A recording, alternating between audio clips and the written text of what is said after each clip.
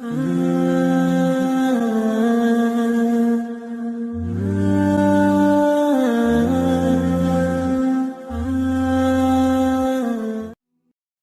بہت بدصورت تھی اور غریب بھی تھی، میرے لیے کوئی رشتہ نہ آتا۔ ایک دن امی نے کہا تمہارے لیے رشتہ آیا ہے، کل ہی شادی کرنا چاہتے ہیں۔ میں راضی ہو گئی۔ شادی کی رات شوہر کو دیکھا تو وہ بہت ہی حسین اور خوبصورت مرد تھا۔ اس کو میری بدصورتی پر کوئی اعتراض نہ تھا اور مجھے بہت خوش رکھتا تھا۔ ایک دن میں نے رات کو شوہر کو ایک سٹور روم میں جاتے دیکھا اور جو اس کمرے میں ہوا اسے دیکھ کر میرے قدموں تلے سے زمین نکل گئی۔ یوں تو میرا نام افرا تھا، لیکن سب مجھے کالی کالی بھی کہا کرتے تھے، یہاں تک کہ کبھی کبھی میرے ماں باپ بھی مجھے کالی کہہ دیتے تھے۔ مجھے ان کی زبان سے یہ الفاظ سن کر بہت برا لگتا تھا، کیونکہ میں بالکل بھی پیاری نہیں تھی۔ میرا رنگ بھی بہت کالا تھا اور میرے نقش بھی بہت موٹے موٹے تھے۔ میرے ماں باپ کی شکل مناسب تھی، باقی بھائی بہن بھی دیکھنے میں اچھے لگتے تھے۔ پتہ نہیں میرے ساتھ ہی کیا ہوا تھا۔ میری ماں کہتی تھی کہ تم اپنی دادی پر چلی گئی ہو اور میرے پاپا کہتے تھے کہ تم اپنی نانی پر چلی گئی ہو۔ ہم لوگ بہت غریب ہیں، ہمارے پاس دینے کے لیے جہیز بھی نہیں تھا۔ میرے بابا نے پہلے ہی کہہ رکھا تھا کہ میں کسی بیٹی کو بھی جہیز نہیں دے سکتا، صرف بیٹی دے سکتا ہوں۔ کرتے کرتے میری تینوں بہنوں کی شادی ہو گئی اور وہ تینوں بہنیں مجھ سے بہت زیادہ چھوٹی تھیں۔ کیونکہ ان کی شکل اتنی اچھی تھی اس لیے لوگ ان کو بیاہ کر لے گئے۔ ایک بہن نے تو میٹرک بھی کیا ہوا تھا، لیکن میں تو نہ پڑھی لکھی تھی اور نہ ہی میری شکل و صورت اچھی تھی، میرے لیے کوئی رشتہ آتا ہی نہیں تھا۔ دو بہنوں نے انہی رشتوں سے شادی کی، جو آئے تو میرے لیے تھے، لیکن میری جگہ ان کو پسند کر کے چلے گئے۔ میری زندگی میں اتنی تلخی تھی میں کسی کو بتا نہیں سکتی تھی۔ کیا یہ دنیا صرف خوبصورت لوگوں کے لیے ہے؟ بدصورت لوگوں کا دنیا میں رہنے کا کوئی حق نہیں ہے۔ انسان کسی سے کیا شکوہ کرے؟ میرے گھر والے بھی مجھے یہی کہتے تھے کہ ہم کیا کریں، باقی بہنوں کی بھی تو شادی کر دی ہے، شادیاں پیسوں سے نہیں قسمت سے ہوتی ہیں۔ میں اپنی امی کو کہتی تھی میری شکل اچھی نہیں تو میرے لیے جہیز ہی بنا لو تاکہ کوئی مجھے جہیز کے ساتھ ہی لے لے، پر امی کا کہنا تھا کہ پہلی بات تو جہیز بنانے کی ہمت نہیں ہے، اور اگر بنایا تو باقی بیٹیاں کہیں گی کہ ہمیں کیوں نہیں دیا، اس کو کیوں دے رہے ہو۔ شاید ان کو بھی میری شادی کی پرواہ نہیں تھی، کیونکہ میں ہی گھر میں رہ گئی تھی، ان کے گھر کے کام کرتی تھی۔ جب اپنی بہنوں کے بارے میں سنتی تو دل بہت جلتا تھا۔ اگر میری شادی وقت پر ہو جاتی تو میرے بھی بچے ہوتے۔ ان کے ہاں تو ہر سال بچہ پیدا ہو رہا تھا، وہ لوگ خوش تھے۔ میں روز رات کو آسمان کی طرف دیکھتی اور اللہ سے پوچھتی کہ میرے ساتھ ایسا کیوں ہو رہا ہے، میرا کیا قصور ہے؟ اگر تو نے مجھے ایسا بنایا ہے تو اس میں میرا کیا قصور ہے؟ دنیا والے بہت برے ہیں، تیرے بنائے ہوئے لوگ میری بالکل بھی قدر نہیں کرتے۔ تیرے گھر کا رنگ بھی کالا ہے، لیکن یہ کالے رنگ سے نفرت کیوں کرتے ہیں؟ میں دیکھتی تھی کہ میرے ماں باپ کو میری شادی کی کوئی پرواہ نہیں تھی۔ اب تو رشتہ دیکھنا بھی چھوڑ دیا تو وہ بات تک نہیں کرتے تھے۔ لیکن پھر میری زندگی میں کچھ ایسا ہوا کہ میری ساری کی ساری زندگی بدل کر رہ گئی۔ شاید اللہ نے میری دعائیں سن لی تھی۔ اب میرا وقت آ گیا تھا، میرے لیے رشتہ آیا تو امی نے مجھے بتایا کہ تیرے لیے رشتہ آیا ہے، لیکن وہ کل ہی نکاح کرنا چاہتے ہیں۔ پتہ نہیں کس قسم کے لوگ ہیں، ہمیں تو کچھ سمجھ نہیں آ رہی۔ میرے بابا نے کہا کہ نکاح کرنا چاہتے ہیں تو کر دیتے ہیں، ہمارا کیا جائے گا، ویسے بھی وہ لوگ کچھ مانگ بھی نہیں رہے۔ میں نے امی سے کہا کہ آپ نے لڑکا دیکھا ہے تو کہنے لگی ہاں دور سے دیکھا ہے، تیری طرح ہی کالا ہے۔ میرے دل کو بہت دکھ ہوا۔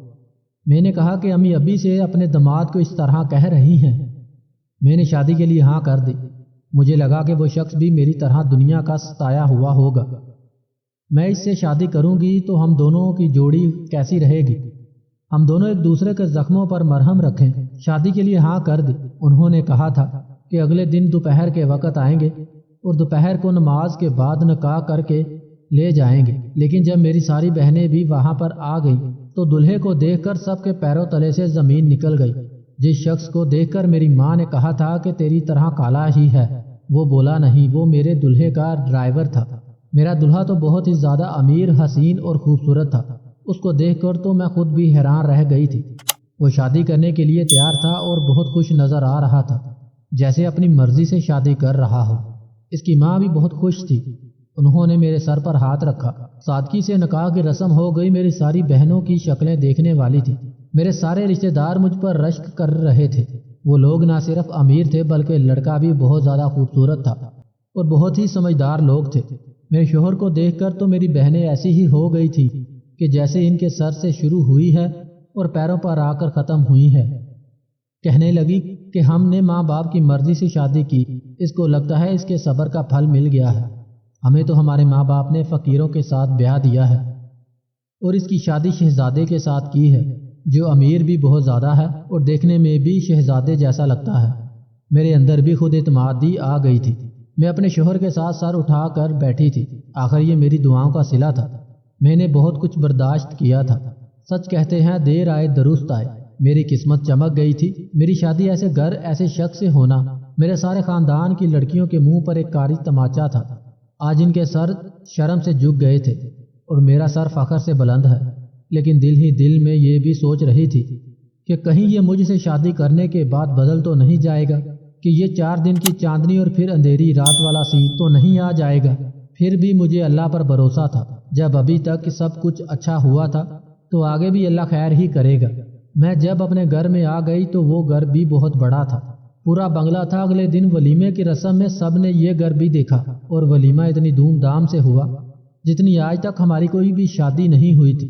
ہمارے خاندان کی سب سے بہترین شادی میری شادی کو ہی کہا گیا۔ میرا شوہر میرے رشتہ داروں سے جھک کر مل رہا تھا، ان کو بہت زیادہ عزت دے رہا تھا۔ اس کی ماں بھی بہت اچھی تھی۔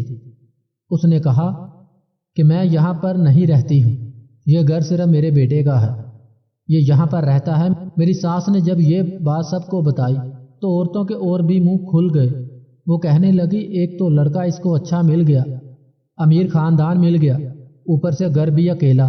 ساس کہتی ہے کہ میں ساتھ نہیں رہوں گی، یہ تو ساری چیزوں کی اکیلی مالکن ہے اور گھر میں نوکر بھی پھر رہے تھے۔ مجھے تو ابھی تک کوئی سمجھ نہیں آ رہا تھا کہ میرے ساتھ ہو کیا گیا تھا، پھر بھی دل میں کہیں نہ کہیں ضرور تھا کہ ابھی کچھ برا ہو جائے گا، ابھی میرا خواب ٹوٹ جائے گا، ابھی مجھے نظر لگ جائے گی۔ ایسا بالکل بھی نہیں ہوا، سارا کچھ ٹھیک جا رہا تھا۔ اگلے دن میں اپنے گھر گئی تو وہاں میری ساری بہنیں آئی ہوئی تھی، کیونکہ آج میرے شوہر کی ہمارے گھر میں دعوت تھی، اس لیے مزے مزے کے کھانے پکائے جا رہے تھے۔ میری سارے بہنیں میرے ساتھ آ بیٹھی تھی، مجھ سے پوچھنے لگی اے لڑکی منہ دکھائی میں کیا ملا ہے؟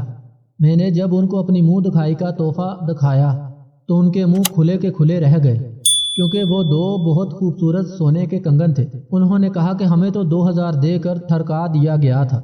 ایک بہن کو سونے کی انگوٹھی ملی تھی، لیکن وہ بھی اتنی باریک کہ پہننے سے پہلے ہی ٹوٹ گئی تھی۔ یہاں میرے کنگن دیکھ کر ان کے منہ کھل جانا بہت ہی نارمل تھا۔ امی نے سب کو کہا کہ صبر کا پھل میٹھا ہوتا ہے، دیکھو تو صحیح تمہاری بہن کے نصیب کھل گئے، اتنا اچھا شوہر ملا ہے، ہمیں بھی اتنے مہنگے مہنگے تحفے دیے ہیں۔ میری بہنوں کو بھی تحفے تحائف دیے گئے تھے، وہ بھی بہت زیادہ خوش تھی۔ ایک بہن کہنے لگی مجھے کچھ پیسوں کی ضرورت ہے، تمہیں بہت سلامی ملی ہوگی، مجھے تھوڑے پیسے دے دو۔ تو میں نے اسے کچھ پیسے دے دیے۔ میرا شوہر میرا بہت خیال رکھتا تھا۔ ایک دن میں نے اس سے پوچھا کہ آپ کتنے خوبصورت اور اچھے دکھتے ہیں، آپ کا اتنا بڑا گھر ہے، آپ کو تو کوئی بھی لڑکی مل جاتی اور جس لڑکی پہ ہاتھ رکھتے تو وہ آپ کی ہو جاتی، پھر آپ نے مجھ سے شادی کیوں کی؟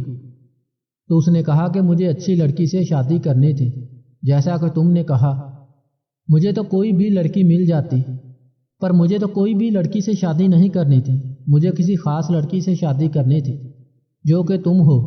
خوبصورتی دیکھنے والے کی آنکھ میں ہوتی ہے، اللہ تخلیق کار ہے، اللہ کو خالق مانتے ہیں تو پھر اس کی تخلیق سے نفرت کیسے کر سکتے ہیں؟ مجھے شوہر کی باتیں بہت اچھی لگتی تھی، وہ ایک بہت اچھا انسان تھا، لیکن میں نے اس گھر میں کچھ عجیب و غریب ہوتے ہوئے دیکھا، اور وہ یہ کہ میری آنکھ کھلی تو میرا شوہر کمرے میں نہیں تھا۔ میں نے پورے گھر میں تلاش کر لیا، وہ کہیں بھی نہیں تھا، اور صبح جب میں نے دیکھا تو وہ بیڈ پر ہی سو رہا تھا۔ میں نے کہا کہ آپ کس وقت واپس آئے؟ تو کہنے لگا کہ میں کہیں نہیں گیا، اس نے مجھ سے سرعام جھوٹ بول دیا، اور میں حیران تھی کہ جھوٹ کی وجہ کیا تھی۔ میں نے کہا کہ میں اٹھی تھی تو آپ کمرے میں نہیں تھے، تو کہنے لگا کہ شاید میں پانی پینے گیا تھا، مجھے نہیں پتا تھا۔ کہ میں نے اس کو سارے گھر میں تلاش کیا تو پھر اچانک سے کہاں سے آ گیا۔ پھر میں نے سوچا کہ شاید کوئی بات ہوگی، کوئی کام ہوگا، اس لیے دوبارہ اس بات کا ذکر نہیں کیا۔ لیکن یہ ہر روز ہو رہا تھا۔ ایک نہیں تو دوسری رات میرا شوہر رات کے وقت کمرے سے غائب ہوتا تھا اور صبح صبح واپس آ جاتا تھا۔ ساری رات جانے کہاں جاتا تھا یہ میں نہیں جانتی تھی۔ پوچھنے پر جھوٹ بولتا تھا۔ سمجھ نہیں آ رہی تھی کہ بات کس سے کروں۔ پھر امی کو جب سب کچھ بتا دیا تو امی نے کہا کہ کیوں پاگل ہو گئی ہو، شادی کو 2 مہینے ہوئے ہیں اور شوہر میں کیڑے نکالنا شروع کر دیے ہیں۔ اتنا اچھا شوہر ملا ہے، تمہیں تو اس طرح کی باتیں کرنی ہی نہیں چاہیے۔ میں نے کہا لیکن وہ جاتے کہاں ہیں یہ بھی تو نہیں پتا، اور جب میں پوچھتی ہوں تو مجھ سے جھوٹ بول دیتا ہے۔ میری امی نے ایک نہایت عجیب بات کر دی۔ امی نے کہا کہ اتنا بڑا گھر ہے، نہ ساس کا کوئی چکر ہے، نوکر چاکر ہیں، دولت ہے، گاڑیاں ہیں، تمہارا شوہر تو اگر کوئی بہت بڑی غلطی بھی کر دے تب بھی تمہیں اف تک نہیں کرنی چاہیے۔ اپنی بہنوں کو دیکھو، جوائنٹ فیملی میں رہتی ہیں، ساس سسر کے کام کرتی ہیں۔ یہ جو اپنی لبنہ ہے اس کے شوہر کا تو کہیں چکر بھی چل رہا ہے۔ میں نے کہا کہ پھر وہ کچھ کیوں نہیں کر رہی؟ تو کہنے لگی کیا کرے، اس کو تنگ کرے گی تو وہ طلاق دے دے گا، پھر ہمارے سر پر آ کے بیٹھ جائے گی، اس لیے برداشت کر رہی ہے۔ تم بھی چھوٹی چھوٹی باتوں کو برداشت کرو۔ تمہارا شوہر تو تمہارے ساتھ بے وفائی کرے تب بھی تمہارے منہ سے کوئی لفظ نہیں نکلنا چاہیے۔ میں حیران رہ گئی کہ کس طرح کی بات کر دی۔ میں نے اپنے شوہر سے شادی گھر اور گاڑیوں کے لیے نہیں کی تھی۔ مجھے تو پتہ بھی نہیں تھا کہ اس کے پاس یہ سب کچھ ہے۔ پھر میں نے اپنے شوہر سے پوچھا کہ آپ نے اتنے شارٹ نوٹس میں مجھ سے شادی کیوں کی؟ اتنی جلدی کیا تھی؟ وہ کہنے لگا کہ دراصل ہمارے گھر کے بڑوں نے ایک ٹائم نکالا تھا، اس ٹائم تک شادی ہو جانی چاہیے، کیونکہ بچپن میں مجھ پر کافی جادو وغیرہ کروائے گئے تھے اور میں نے وہ سارا ٹائم ضائع کر دیا۔ سوچتا رہا کہ کر لوں گا، شادی ہو جائے گی، اور پھر جب سب کچھ سر پر آن پڑا تو مجھے جلدی جلدی میں یہ سب کچھ کرنا پڑا۔ بڑے لوگ اس طرح کے بڑے بڑے توہمات پر یقین کرتے ہیں۔ مجھے پتا ہے کہ یہ سب غلط ہے، لیکن ہم لوگوں کو بھی یہ سب کرنا پڑتا ہے۔ ایک دن اپنے شوہر کا پیچھا کیا تو یہ دیکھ کر حیران رہ گئی کہ وہ تو تہہ خانے کی طرف جا رہا تھا۔ اس بڑے گھر میں تہہ خانہ ہونا عام سی بات تھی۔ یہ ان لوگوں کا خاندانی گھر تھا۔ مجھے لگا کہ تہہ خانے میں کوئی بھی نہیں جاتا ہوگا۔ اس گھر کے اتنے زیادہ کمرے تھے، ہم لوگ صرف 2 ہی لوگ تھے، تو پھر تہہ خانے کی کسی کو کیا ضرورت ہوگی؟ لیکن تہہ خانے کی شکل دیکھ کر لگتا تھا کہ وہاں پر کوئی نہ کوئی آنا جانا لگا ہی رہتا ہے۔ میرا شوہر اس میں چلا جاتا تھا، مجھے چھوڑ کر وہ تہہ خانے میں جایا کرتا تھا، لیکن اس کا مطلب کیا تھا؟ اگر وہ کسی کام سے بھی جاتا تھا تو اس سلسلے میں تو اپنے گھر میں اس نے اپنا اسٹڈی روم بنا رکھا تھا۔ میں نے اپنے شوہر سے پوچھا کہ گھر میں تہہ خانہ بھی ہے؟ مجھے تہہ خانہ دیکھنے کا بہت شوق ہے۔ تو وہ کہنے لگا تمہیں کس نے کہہ دیا اس گھر میں کوئی تہہ خانہ نہیں ہے؟ یعنی اس نے پھر مجھ سے جھوٹ بولا۔ میں نے کہا کہ مجھے نوکروں نے بتایا ہے۔ تو کہنے لگا کہ وہ تہہ خانہ نہیں ہے، وہ تو ایک چھوٹا سا اسٹور روم ہے، ویسے بھی تہہ خانے کا ہم نے کیا کرنا ہے؟ میرا شوہر ہر بات پر مجھ سے جھوٹ بول رہا تھا، اور میری ماں کے بقول مجھے یہ سب کچھ برداشت کرنا چاہیے تھا، لیکن جھوٹ تبھی بولا جاتا ہے جب کسی بڑی بات کو چھپایا جاتا ہے، یعنی جب کوئی گڑبڑ ہوتی ہے۔ اس گھر میں کیا گڑبڑ ہو سکتی تھی؟ میں نے سوچ لیا کہ میں اپنے شوہر کا پیچھا کروں گی اور دیکھوں گی کہ وہ تہہ خانے میں کیوں جاتا ہے۔ جب وہ وہاں جائے گا تو میں بھی اندر جاؤں گی۔ یہ کام میرے لیے آسان نہیں تھا، میں نے زندگی میں ایسی کوئی حرکت نہیں کی تھی، مجھے جاسوسی کرنی نہیں آتی تھی، لیکن اب اور کوئی راستہ نہیں تھا میرے پاس۔ ایک ہفتے بعد میرا سر چکرانے لگا، میں اپنے گھر گئی ہوئی تھی، میری امی نے مجھے گرنے سے پہلے تھام لیا اور پہلے ہی خوشی خوشی کہنا شروع کر دیا، لگتا ہے کوئی خوشخبری ہے۔ میری ایک بہن بھی آئی ہوئی تھی جس کو ابھی تک کوئی اولاد نہیں ہوئی تھی، کہنے لگی بڑی قسمت ہے تمہاری، جس کی اچھی شکل ہوتی ہے ان کی قسمت اچھی نہیں ہوتی، اور جن کی شکل اچھی نہیں ہوتی ان کی قسمت اچھی نکل آتی ہے۔ میری ماں نے اس کو کہا کہ بس کرو، اپنی باتیں تم چپ کر کے بیٹھ جاؤ۔ میری ماں مجھے فوراً ڈاکٹر کے پاس لے گئی۔ جس ڈاکٹر کے پاس مجھے میری ماں لے کر گئی تھی وہ میری بہت اچھی دوست تھی جو میرے ساتھ سکول میں پڑھائی کرتی تھی، بلکہ میری وہ دوستی جس کے ساتھ میری دوستی تھی میں نے اسے کئی سالوں سے نہیں دیکھا تھا۔ اسے دیکھ کر بہت خوش ہوئی کہ وہ ڈاکٹر بن گئی ہے۔ وہ بھی یہ جان کر بہت خوش ہوئی کہ میں اتنے بڑے بزنس مین کی بیوی ہوں۔ وہ میری بہت اچھی دوست تھی۔ ڈاکٹر نے کہا کہ میں امید سے ہوں اور ماں بننے والی ہوں۔ میری ماں بہت خوش ہوئی، کہنے لگی کہ اب بس اس گھر میں تمہارے قدم مضبوط ہو جائیں گے، جبکہ میں دل ہی دل میں یہ سوچ رہی تھی میرے گھر میں کیا چل رہا ہے۔ میری ماں نے مجھے کہا تھا کہ جاتے ہی یہ بات اپنے شوہر کو بتا دینا، وہ بہت زیادہ خوش ہوگا، لیکن میں نے یہ بات اپنے شوہر کو نہیں بتائی۔ مجھے آج ہی اپنے شوہر کا پیچھا کرنا تھا۔ رات کا وقت تھا جب میرے شوہر نے آنکھ کھولی۔ وہ سمجھا کہ میں سو رہی تھی، جبکہ میں بالکل بھی نہیں سو رہی تھی۔ مجھے محسوس ہو گیا وہ دبے پاؤں اٹھا اور جانے سے پہلے اس نے مجھ پر کمبل ڈال دیا اور اس کے بعد وہاں سے چل پڑا۔ میں بھی دبے پاؤں اس کے پیچھے پیچھے ہو لی۔ میں نے دیکھا وہ تہہ خانے کی طرف جا رہا تھا۔ جب وہ قریب پہنچ گیا تو میں نے ایک ستون کی آڑ لے لی اور میں اس کو اچھی طرح دیکھنے لگی۔ میرے شوہر نے دستک دی، اس کا مطلب کہ اندر کوئی تھا جس نے دروازہ کھولنا تھا، اور دروازہ کھولا ایک نہایت ہی حسین عورت نے۔ میرے شوہر کے چہرے پر مسکراہٹ آ گئی۔ میرا شوہر اندر چلا گیا، لیکن جلدی میں دروازے کو بند کرنا بھول گیا۔ دروازہ تھوڑا کھلا ہوا تھا۔ جب میں ان کی بات سننے لگی، آج آنے میں دیر کیوں کر دی، کہنے لگا کہ وہ سو ہی نہیں رہی تھی۔ اس نے کہا کہ کب تک یہ کام چلے گا؟ جس کام کے لیے اس کو لائے ہیں وہ کب ہوگا؟ یہ لڑکی ماں بن سکتی ہے یا نہیں؟ جلدی جلدی لڑکی ماں بن جائے، اس کی اولاد ہمیں مل جائے اور اس کا کام تمام کر دیا جائے گا۔ مجھے اچھا نہیں لگتا کہ آپ اس کے ساتھ رہتے ہیں۔ میرے شوہر نے کہا کہ اچھا تو مجھے بھی نہیں لگتا، لیکن اگر ہم نے اپنا وارث پیدا نہیں کیا تو پھر ہمیں جائیداد نہیں ملے گی۔ امی سارا کچھ بڑے بھائی کو دے دے گی۔ تمہیں تو پتہ ہے کہ تم کبھی اب ماں نہیں بن سکتی ہو۔ اس کا مطلب عورت مجھے میری ساس بتا کر دکھائی گئی تھی۔ میری ساس نہیں تھی اور میرا کوئی جیٹھ بھی تھا۔ بس ایک بچہ آ جائے پھر ہم اس کو کیوں برداشت کریں گے؟ ہمیں تو صرف بچے سے مطلب ہے۔ لیکن آپ نے اس کالی لڑکی سے شادی کیوں کی ہے؟ اگر ہمارا بچہ بھی کالا پیدا ہوا تو پھر کیا ہوگا؟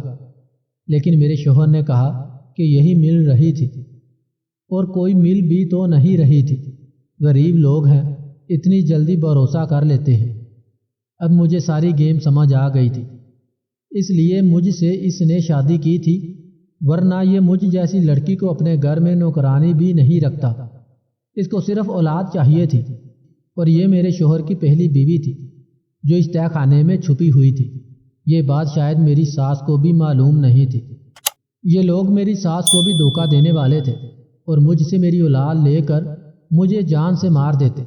میں بہت ڈر گئی تھی، لیکن میں نے شکر کیا کہ یہ بات کسی کو نہیں بتائی تھی کہ میں ماں بننے والی ہوں۔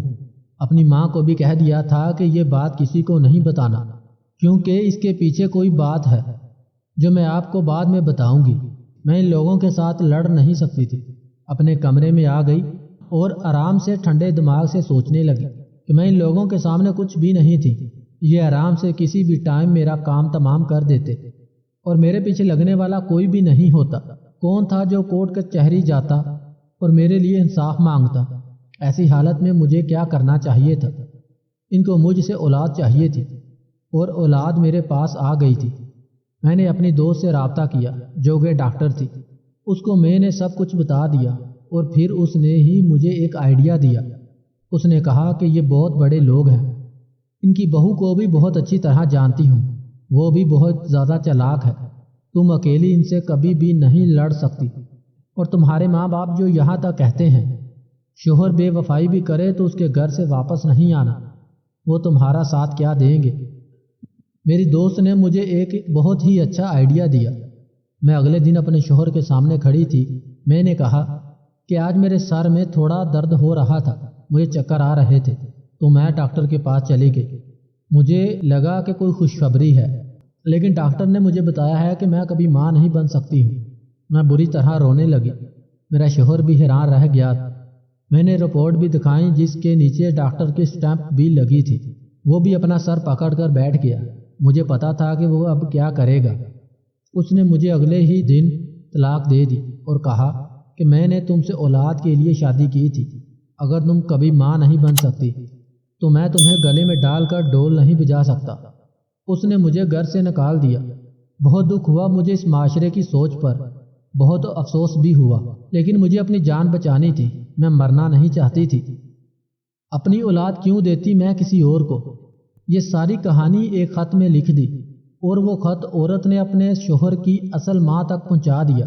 وہ اپنے بنگلے میں اپنے شوہر کے ساتھ ہی رہتی تھی، اپنا فون نمبر بھی لکھ دیا اور خود کسی ایسی جگہ چلی گئی جہاں پر کوئی بھی میرے ساتھ نہ ہو، میرے ماں باپ اور نہ ہی یہ لوگ۔ میں نے اس کو کہا کہ میری کوکھ میں آپ کا پوتا ہے، میں واپس نہیں آ سکتی کیونکہ میری جان کو خطرہ ہے۔ آپ کی بہو اور بیٹے نے مل کر میرے ساتھ یہ کھیل کھیلا ہے۔ اس نے میرے رہنے کا انتظام کروایا، مجھے پیسے بھیجتی رہی، لیکن میں واپس کبھی نہیں آئی۔ آج میں اپنی دنیا میں ہی رہتی ہوں، اپنی اولاد کے ساتھ۔ اللہ نے مجھے بیٹی سے نوازا ہے۔ میرے شوہر کے ہاں ابھی تک اولاد نہیں ہے، اور اب میری ساس ان پر بھروسہ بھی نہیں کرتی۔ مجھے بس اس بات کی خوشی ہے کہ اب میری اپنی زندگی ہے، کہ جس دنیا میں میں اب پہلے رہتی تھی وہاں میرے اپنے بھی مجھے برا ہی کہتے تھے۔ کبھی کسی نے میری ہمت نہیں بڑھائی، مجھے یہ نہیں بتایا کہ میں خود کون ہوں، میں کیا کر سکتی ہوں۔ لیکن آج میں ایک اچھی جگہ نوکری کرتی ہوں، اپنی بیٹی کا خیال رکھتی ہوں اور اپنی دنیا میں بہت خوش ہوں۔ مجھے محبت ہے اپنے ہاتھوں کی تمام انگلیوں سے۔ نہ جانے کون سی انگلی پکڑ کر ماں نے چلنا سکھایا ہوگا۔ ماں کی محبت وہ گہرا سمندر ہے جس کے گہرائی کو آج تک نہ کوئی ناپ سکا اور نہ ناپ سکے گا۔ 3 جگہ اپنی ماں کا ساتھ کبھی مت چھوڑنا۔